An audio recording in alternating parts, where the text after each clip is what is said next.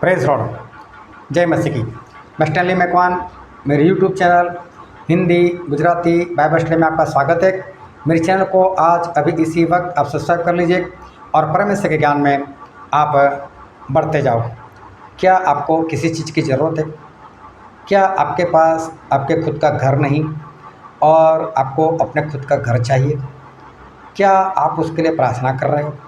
क्या आप उसके लिए बहुत मेहनत कर रहे हो, उपवास कर रहे हो, लेकिन अभी तक कुछ नहीं हो रहा है? क्या आपको कोई अच्छी जॉब चाहिए और अच्छी जॉब नहीं मिल रही? बस आप वैसे ही व्यर्थ में परिश्रम करते हो, बहुत कम कमाई मिलती है। क्या ऐसा है कि आपकी तनख्वाह नहीं बढ़ रही? क्या ऐसा है कि आपका कारोबार सही से नहीं चल रहा, प्रॉफिट अच्छे से हो नहीं रहा है? क्या आपको इस जिस्मानी या सांसारिक किसी चीज़ की ज़रूरत है? इस सांसारिक आशीष की ज़रूरत है जो आपको नहीं मिल रही? हाँ, परमेश्वर संसार की भी आशीष देते हैं। जो इज़राइल लोगों ने घर नहीं बनाए थे, उस घर में उनको रखा। जो खेत में उन्होंने बीज नहीं बोया था, उस खेत का फल उन लोगों ने खाया। जो पेड़ पौधे उन्होंने नहीं लगाए थे, उसके फल उन्होंने खाया। क्योंकि परमेश्वर ने अमोरी लोगों को ख़त्म कर दिया और उनके घर में इनको बसाया, कोई मेहनत नहीं करनी पड़ी। तो ऐसा नहीं कि परमेश्वर को आशीष नहीं देते, परमेश्वर को पैसे को भी आशीष देते, आपको भी देंगे। लेकिन मैं बोलता हूँ कि आपको नहीं मिल रही आशीष, तो उसका कारण क्या है? क्यों आपके पास वो आशीष नहीं आ रही? उसका कारण क्या है? और अगर आप आशीषित होना चाहते हो और वो कारण जानना चाहते हो, तो मेरे साथ इस वीडियो में अंत तक बने रहो।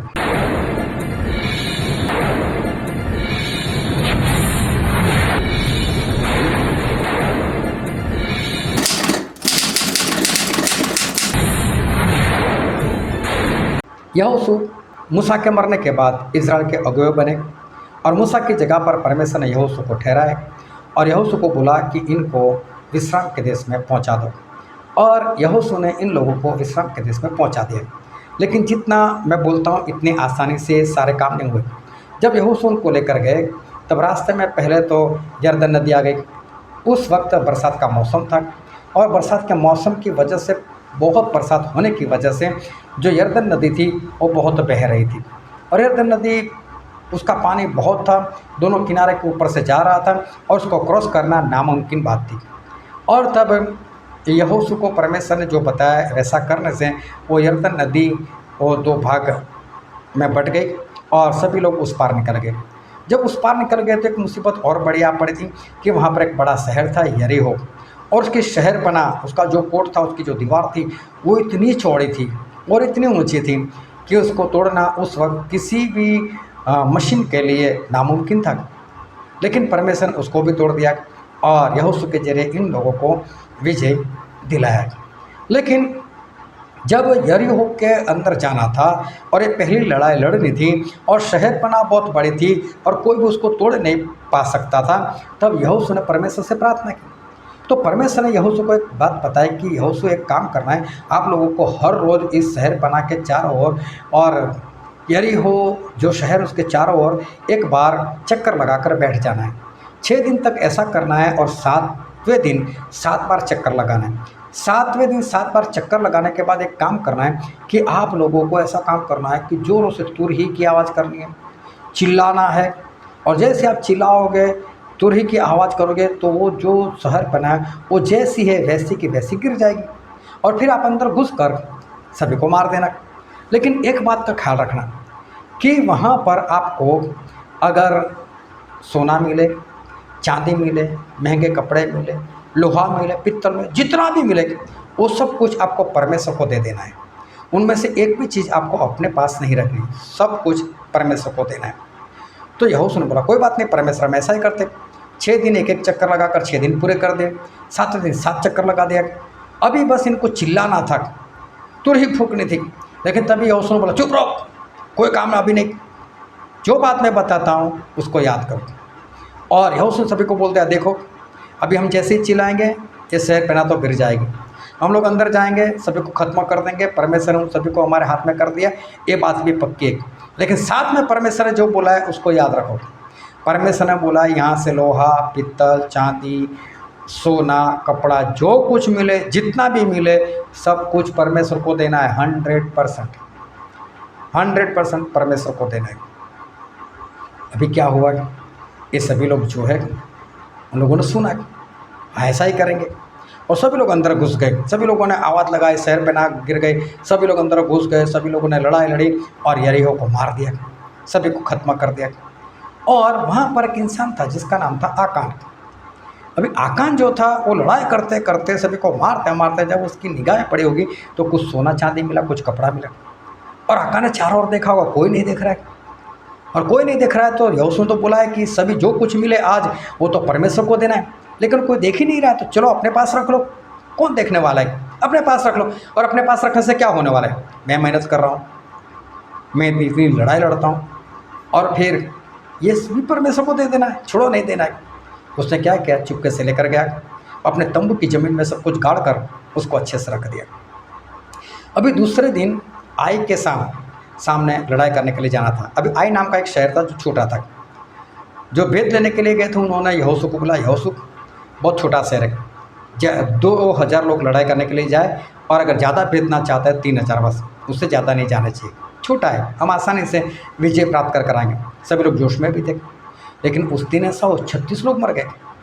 इस्राएल लोग भाग कर वापस आए, और जब यहोशू ने सुना तो यहोशू परमेश्वर के संदूक के आगे मुँह के बल गिर पड़े। परमेश्वर ने आकर उठाया, हे यहोशू क्यों ऐसे गिर पड़ा है, उठ बोले। अरे बोले, परमेश्वर हमारे लोगों ने मार खाया, 36 लोग मर गए, ऐसे कैसे हो सकता है परमेश्वर, हम आपके लोग आशीषित लोग, ऐसा कैसे हो सकता है परमेश्वर, हमने मार क्यों खाया। और तब परमेश्वर ने बात बताई, तुम्हारे अंदर पाप है, इस्राएल में पाप किया है, सोना चांदी कुछ कपड़ा रख छोड़ा है। बोले किसने, बोले कल मैं बताऊंगा। और परमेश्वर ने पहले गोत्र को पकड़ा, खानदान को पकड़ा, परिवार को पकड़ा, और फिर आखिर में आकान को पकड़ा। बोले इसने ऐसा किया है। यहोशू बोलता हम क्या करें, बोले इसको ले जाओ, उसको परिवार के साथ पत्थर मार मार कर मार दो, बोले उसको। और देखो आकान मर गए, उनको मार दिया गया। अभी क्या हुआ, फिर से आय के सामने लड़ाई करने को जाना था। अभी परमेश्वर ने क्या बोला मालूम है, यहोशू यहोशू आज आय के सामने जब लड़ाई करने के लिए जाओ, वहाँ जितना भी सोना मिले, जितना भी चांदी मिले, जो भी पित्तल लोहा मिले, जो भी कपड़े मिले, वो सब कुछ तुम्हारे। 1% भी परमेश्वर के भवन में लाने की जरूरत नहीं, कुछ भी दान देने की जरूरत, सब कुछ तुम्हारा, 100% तुम्हारा। अभी देखो ये बात परमेश्वर ने यरीहो के वक्त नहीं बताई थी। यरीहो के वक्त परमेश्वर ने ये नहीं बोला था कि यरीहो में जितना भी मिले वो परमेश्वर का, लेकिन इसके बाद जो युद्ध करने के लिए जाओगे उसमें जितना भी मिलेगा वो सब कुछ आपका है। वहाँ सिर्फ इतना बोला, यहाँ जितना मिले 100% परमेश्वर का, लेकिन ये नहीं बताया कि उसके बाद युद्ध होगा उसमें मैं आपको देने वाला हूँ, कुछ नहीं बोला। अरे जो परमेश्वर मिस्र के गुलामी से आज़ाद करते हैं तो उनको पूछने की क्या ज़रूरत है, परमेश्वर हम लड़ाई करते हमको कुछ नहीं मिलेगा। अरे छोड़ो, जो आपको आज़ाद करते तो नहीं देंगे क्या, वो आपका गुजारा नहीं करेंगे। अरे 40 साल रास्ते में आपको मानना नहीं खिलाया था, अरे 40 साल आपको पानी नहीं पिलाया था, आपको कपड़े नहीं दिए थे, आपको कभी बीमार होने दिया था, इतनी तो आशीष दी थी। वो तो आशीष देने वाले परमेश्वर लेने आना चाहिए। परमेश्वर जितना बोलते हैं इतना करो। यहाँ पर आकान ने गलती ये कर दी, उसको ऐसा लगा यार ये सब कुछ परमेश्वर को दे देना है, मुझे कब मिलेगा। अरे भाई साहब दूसरी लड़ाई में तुझे ही मिलने वाला है, लेकिन परमेश्वर ने एडवांस में नहीं बताया था बस। लेकिन परमेश्वर को जानना भी तो चाहिए ना, वो परमेश्वर आशीष देने वाले परमेश्वर। और आकान ने यही काम कर दिया जो नहीं करना चाहे था। अपने पास सोना चांदी कपड़ा रखा, मार दिया गया, आशीष नहीं मिली उसकी। लेकिन जिन जिन लोगों ने, बाकी जितने लोग थे वो सभी ने तो परमेश्वर को दे दिया था। कितनी आशीषें मिली उनको, कितना सोना चांदी मिला होगा। तो इस बात को ध्यान में रखना, जब भी आपकी जॉब लगे ना, उसकी पहली तनख्वाह 100% परमेश्वर को देना शुरू करो। पहली तनख्वाह, मैं ऐसा नहीं बोलता हर तनख्वाह 100% दे दो, पहली तनख्वाह दे दो। और उसके बाद जितनी भी तनख्वाह आती है उसमें से 10वां हिस्सा निकालो और दे दो।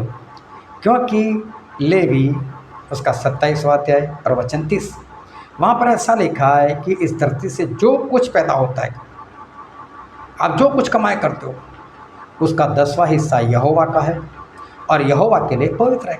मत 10वां हिस्सा परमेश्वर का है और परमेश्वर के लिए पवित्र है। मालाकी 3:10 में लिखा है कि अपना 10वां परमेश्वर के भवन में लेकर आओ, और देखो मैं तुम्हारे घर में इतनी आशीष उंडेलूँगा कि आप घर में समा ना पाओगे। तो परमेश्वर बोलते हैं, लेकिन परमेश्वर पहले क्या है? पहले तुम दो तो मैं आशीष दूंगा। परमेश्वर को ये नहीं चाहिए कि आप कितना देते हो, उनको 10% से मतलब है। वो 10वां हिस्सा आपका चाहे 1 रुपया बनता हो चाहे लाख बनता हो, जो बनता है दे दो। कम बनता है तो कम दो, कोई बात नहीं। परमेश्वर नहीं बोलेंगे कम है ज़्यादा दो, नहीं, 10 हिस्से से मतलब। और परमेश्वर की जो निगाह है ना वो कुछ अलग है, परमेश्वर का नजरिया कुछ अलग है। एक बात याद रखना, जिस तरह से आप इंसान देखते हैं उस तरह से परमेश्वर नहीं देखते। जिस तरह से पास्टर देखते हैं ना उस तरह से परमेश्वर नहीं देखते। पास्टर क्या देखते, किसने कितना पैसा डाला, इसने 100 डाला, अच्छा है। 500 डाला, हाँ और अच्छा। 5000 डाला, और अच्छा है। परमेश्वर वो नहीं देखता आपने कितना डाला। जो पर्स लेकर आए थे ना, वो पर्स में वापस कितना लेकर गए, परमेश्वर वो देखकर आपको आशीष देते। मालूम है, प्रभु से एक बार चर्च में थे और लोग वहाँ पर पैसे डालते थे, और उसमें से एक स्त्री थी जिसे 2 दमड़ी डाली थी। तो प्रभु से क्या बोला, सबसे ज़्यादा इसने डाला। क्यों? क्योंकि वो वापस कुछ भी नहीं लेकर गई, जितना लाई थी सब कुछ डाल दे। तो देखो, परमेश्वर 2 दमड़ी देखने जा तो छोटी है, वो नहीं देखा वापस कौन कितना लेकर जाता है, उसके हिसाब से परमेश्वर आशीष देते। चाहे वहाँ पर किसी ने 100 दिया चाहे 500 दिया है, लेकिन लेकर तो ज़्यादा गए ना, तो परमेश्वर ने उनको उसके हिसाब से आशीष दी। लेकिन इसे तो 100% दे दिया, तो परमेश्वर उसके हिसाब से उसको आशीष दी होगी, जो बाइबल में नहीं बताया गया, लेकिन हमारे परमेश्वर देते हैं। तो देखो, आपको आशीष चाहिए ना, मांगो नहीं परमेश्वर से, परमेश्वर अपने आप देंगे। लेकिन आप अगर पहली तनख्वाह है ना, आप दे दो। और आज तक आपने कभी पहली तनख्वाह पूरी नहीं दी तो कोई बात नहीं, अब की बार जो तनख्वाह है ना वो पूरी की पूरी दे देना। जहाँ पर परमेश्वर बोले वहाँ पर दे देना, लेकिन परमेश्वर को पूछ कर देना, और परमेश्वर जो भी बेहतरीन दास बताए उसको दे देना, और देखना आपको कितनी आशीष मिलती। हर महीने 10 मास निकालो। जब आप घर में खाने के लिए बैठते हो तो कैसा होता है कि चलो आपने खाना खा लिया और आखिर में आधी रोटी बच गई, जिसको आप नहीं खा पाए क्योंकि आपका पेट भर चुका था। आपकी थाली में थोड़ी सी सब्जी बच गई और इसलिए आप खा नहीं पाए क्योंकि आपका पेट भरा हुआ था। तभी कोई रिश्तेदार आ गया, आप उसको बोलोगे, लो भाई साहब ये थोड़ी सब्जी बची है या आधी रोटी बची, खा लो। आप क्या बोलोगे, मैं तेरे लिए नया बनाता हूँ। तो परमेश्वर को क्या बचा कुचा देना है? नहीं, परमेश्वर को बचा कुचा नहीं देना, परमेश्वर को पहला फल चाहिए। जब भी आपकी तनख्वाह आती है ना, तो तनख्वाह आने के बाद ये मत गिनो इतने के गेहूँ, इतने के चावल, इतने का तेल, इतने का साबुन, ये वो, और बाद में जो बचता है वो परमेश्वर को दो। ऐसा मत करो। कुछ भी सोचने से पहले 10 मास निकालो, एक बार परमेश्वर को दे दो, बात खत्म करो। पहले वाला दो, आशीषित होंगे, परमेश्वर और आपको देंगे। लेकिन आकान ने क्या किया, अपने पास रखा। और मैं बोलता हूँ आज आकान की आत्मा ज़्यादातर लोगों में काम कर रही है।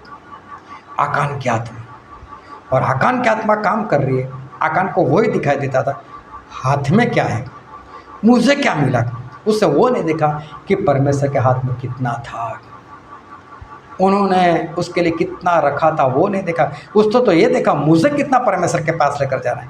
अरे परमेश्वर को आपके पैसे की क्या ज़रूरत है, परमेश्वर को आपके सोने चांदी की क्या ज़रूरत, उनके स्वर्ग में तो सोने की सड़कें हैं, उनको क्या ज़रूरत है आपकी। लेकिन परमेश्वर का आशीष देने का ये तरीका है, पहले तो उनका पूरी दे दो। अगर आप कारोबार कर रहे हो तो पहले महीने जितना भी प्रॉफिट होता है सारा दे दो, उसके बाद जो भी प्रॉफिट होता है उसका 10वां हिस्सा दो। देना शुरू तो करो, कर तो देखो, परमेश्वर ने ऐसा तो नहीं बोला। तो परमेश्वर हमेशा आशीष देते, लेकिन आकान की आत्मा आप में काम कर रही है। और अगर आकान की आत्मा आप में काम कर रही होगी ना, तो समझ लो आप नाश हो जाओगे, मर जाओगे, खत्म हो जाओगे, पत्थरवा होगा आपके ऊपर, वक्त से पहले मर जाओगे। लेकिन मैं कहता हूँ ऐसा मत करो, आकान की आत्मा को भगाओ, एक बार परमेश्वर को देना शुरू करो।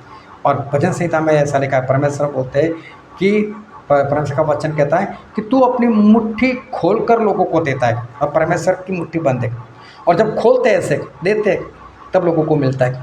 अभी परमेश्वर की मुट्ठी बंद है, उसमें समझो आपकी आशीष है। इस मुट्ठी को आप कैसे खोलोगे? आप में ताकत है कि परमेश्वर की मुट्ठी को खोल सको? लेकिन मैं बोलता हूँ आप में ताकत है, आप परमेश्वर की मुट्ठी खोल सकते हो, जोरों से नहीं, जबरदस्ती से नहीं। बस अपना हाथ बढ़ाओ और परमेश्वर को बोलो, लो परमेश्वर। अब परमेश्वर को क्या करना पड़ेगा? खोलना पड़ेगा। तो परमेश्वर खोलेंगे तो सब गिर पड़ेगा आपके झोली में। उनकी मुट्ठी में तो बहुत कुछ है। उनके चुल्लू में समुद्र का पूरा पानी आ जाता है, तो मुट्ठी में कितना होगा, कितना आ जाएगा आपकी झोली में। परमेश्वर को देना शुरू करो। इस बात को याद रखना, पहली तनख्वाह अगर आज तक नहीं दी, अब जो भी तनख्वाह है पूरी की पूरी दे देना। 10वां हिस्सा हर बार देना, पहले ही दे देना, और देखना परमेश्वर की आशीष आपके ऊपर कितनी आती है। लेकिन आकान की आत्मा जो है ना, उसको भगाओ, आकान की आत्मा का नाश करो। परमेश्वर को बोलो, परमेश्वर मेरे अंदर से आकान की आत्मा दूर करो, और परमेश्वर आकान की आत्मा आप में से दूर कर देंगे और आप आशीषित होंगे। परमेश्वर आपको आशीष दे। आमीन।